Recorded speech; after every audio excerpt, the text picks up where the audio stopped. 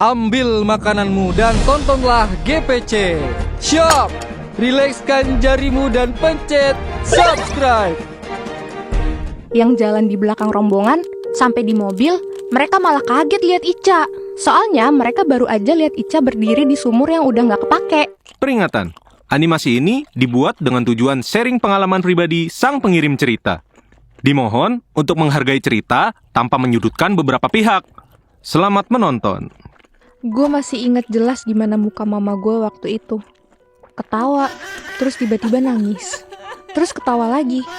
Dan itu bukan mama gue yang lagi ngomong. Hai Sobat Penat, kenalin gue Ana. Kali ini gue mau cerita tentang liburan keluarga gue yang gak bisa gue lupain. Yang terjadi di tahun 2020, 6 tahun yang lalu. Yang harusnya cuma jalan-jalan biasa ke pantai. Harusnya. Jadi gue anak ke-6 dari 6 bersaudara. Kakak gue yang pertama sampai ke-4 udah pada berkeluarga. Yang tinggal di rumah sama mama, cuma gue sama kakak gue yang kelima. Namanya Ica. Nih sebelum cerita lebih lanjut, gue kasih tahu dulu nama-nama kakak gue, biar kalian gak liar. Kakak gue yang pertama namanya Adi. Yang kedua Dede. Yang ketiga Ningsih. Dan yang keempat Winda. Sementara bapak gue kerja sebagai supir truk pengantar tabung gas. Jadi jarang banget di rumah.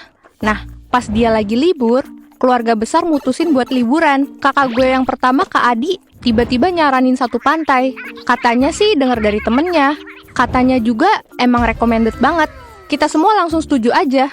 Nggak ada yang nanya lebih jauh itu pantai di mana persisnya, siapa yang udah pernah ke sana, aksesnya mudah apa enggak, dan lain-lain.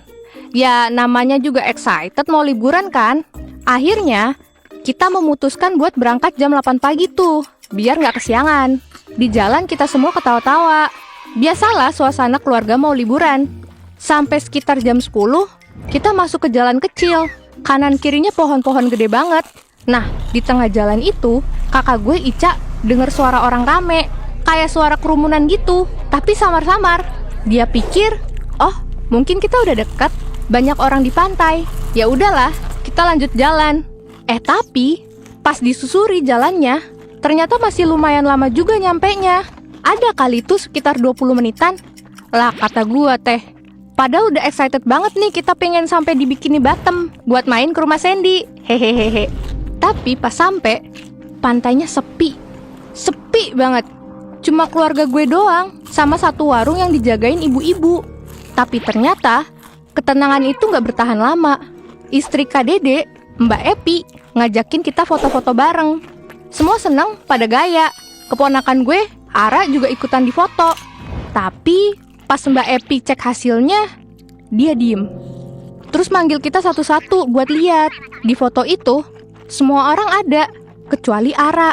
Yang ada di posisi dia malah kayak ada gambar pusaran air gitu. Cuma kayak nggak begitu jelas juga bentuknya. Terus, karena penasaran, akhirnya kita coba cek foto-foto lain. Kita pikir mungkin cuma 1-2 aja yang nggak ada. Tapi ini bener-bener semua foto yang kita ambil saat itu, Ara bener-bener nggak pernah ke-capture sama kamera. Yang ada cuma pusaran air itu doang. Oke, jujur, abis kejadian foto itu, perasaan kita semua udah nggak enak. Tapi ya, kita tetap coba nikmatin. Karena anak-anak udah pengen main air. Jadi ya, kita lanjutin aja. Terus, nggak lama dari itu, Bapak nyuruh gue sama Ica beli air minum di warung tadi. Kita samperin si ibu penjualnya. Dan Ica nanya, Bu, ini aqua yang gede berapa? Ibunya jawab pendek doang, 10.000. Tapi tatapan dia kosong banget. Kayak ngeliat kita, tapi nggak beneran ngeliat.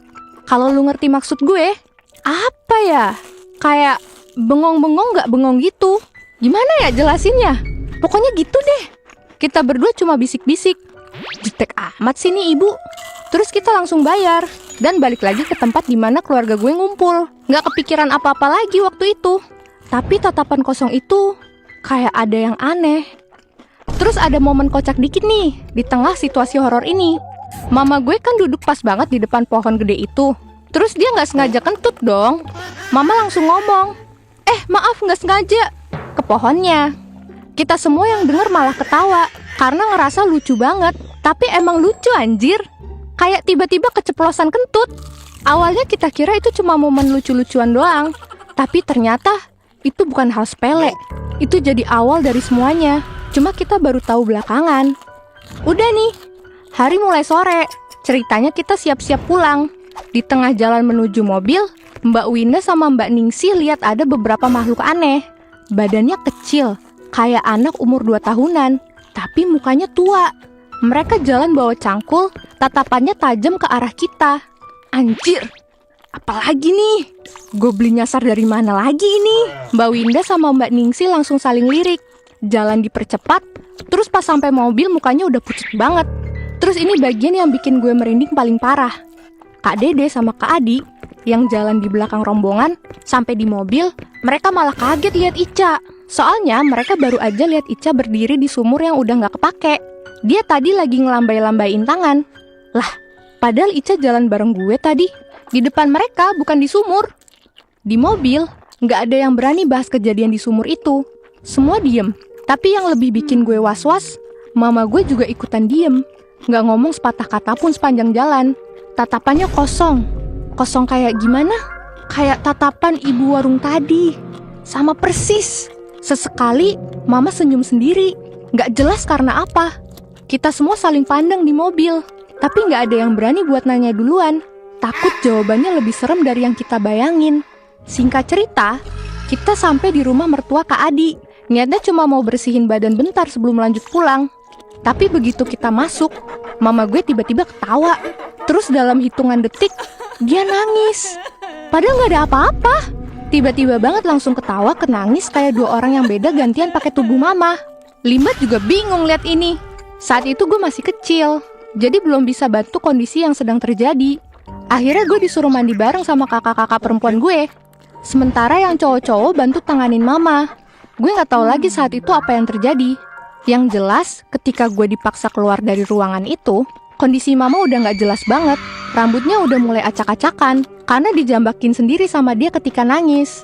Terus pas ketawa dia mukul-mukul lantai. Kadang juga narik-narik kerah baju bapak gue. Sisanya, gue gak tahu apa yang benar-benar terjadi. Yang bikin gue makin hancur, pas gue udah selesai mandi, gue liat mama lagi dibacain ayat suci sama orang pintar yang dipanggil. Berarti ini emang ada hal mistis yang sedang terjadi. Ini beneran ada yang salah sama mama. Atau mungkin bisa kita bilang, ada yang gangguin. Pak Teguh nanya langsung ke sosok yang ngendalin badan mama. Kenapa kamu masuk ke tubuh orang ini? Suara yang keluar dari mulut mama bukan suara mama. Nada marah dan dia jawab sesuatu. Suaranya berat, ada dialek daerah gitu. Kira-kira begini katanya. Marane, lu geus ganggu tempat kurang. Yang artinya kurang lebih, manusia udah ganggu tempat gue. Anjir lah, kata gue teh. Mama gue gak ngerti dialek itu. Gue yakin 100%. Tapi suara itu ngomong lancar banget. Pak Teguh terus baca ayat-ayat berkali-kali. Sosok itu makin ngamuk. Sampai mama gue ngeronta-ronta dan dipegangin sama bapak dan kakak-kakak gue. Ini bukan proses yang cepat. Tiap kali disuruh keluar, dia malah makin keras kepala. Di titik ini, tangan gue dingin semua. Sosok itu makin lama makin capek ngelawan. Sampai akhirnya, lewat mulut mama, dia ngomong lagi. Aing mah ngajaga, manusia etan ngaganggu ti heula. Gue cuma jaga tempat gue. Manusia itu yang ganggu duluan. Pak Teguh nanya balik, ganggu gimana? Nah, di sini nih, mulai nyambung. Percaya atau enggak, ternyata alasannya konyol banget anjir. Ternyata si dedemit ini marah gara-gara mama kentut waktu itu. Masih inget kan yang mama kentut di deket pohon besar? Nah, itu dianggap penghinaan sama dia. Gue bingung banget di situ. Kayak pengen ketawa, tapi kasihan juga lihat mama lagi dirasukin. Nggak lama dari itu, sosok itu makin lemah. Teriakannya makin pelan. Sampai akhirnya dia bener-bener keluar. Mama gue langsung lemes, pingsan di pelukan bapak. Gue nangis waktu itu. Bukan karena takut lagi, tapi karena lega. Mama akhirnya balik. Abis mama siuman dan tenang, Pak Teguh ngajak bapak ngobrol berdua. Dia jelasin, pantai itu emang dihuni. Bukan cuma satu, tapi banyak katanya. Ibu warung yang tatapannya kosong waktu itu bukan manusia. Sosok-sosok kecil bermuka tua yang bawa cangkul itu juga bukan manusia. Semuanya penunggu tempat itu, yang nggak sengaja bisa kelihatan dan berinteraksi sama kita. Dan suara ramai yang Ica dengar di jalan kecil pas berangkat, itu juga bukan rombongan wisatawan. Itu suara mereka. Yang bikin gue mikir lama itu, ternyata kita udah dikelilingin sama mereka dari awal berangkat. Kita cuma nggak sadar aja. Sampai akhirnya salah satu dari kita nge-trigger duluan tanpa sengaja. Dari situ, keluarga kita jadi bikin aturan baru. Sebelum liburan kemana-mana, cari tahu dulu tempatnya. Jangan asal ikut rekomendasi orang sembarangan, yang bahkan belum tentu pernah ke sana. Itu dia cerita horor keluarga gue 6 tahun lalu, yang sampai sekarang masih suka kebayang-bayang kalau gue lihat pantai sepi. Kalian pernah nggak ngalamin liburan yang berubah jadi horor kayak gini? Cerita dong di kolom komen. Bye-bye!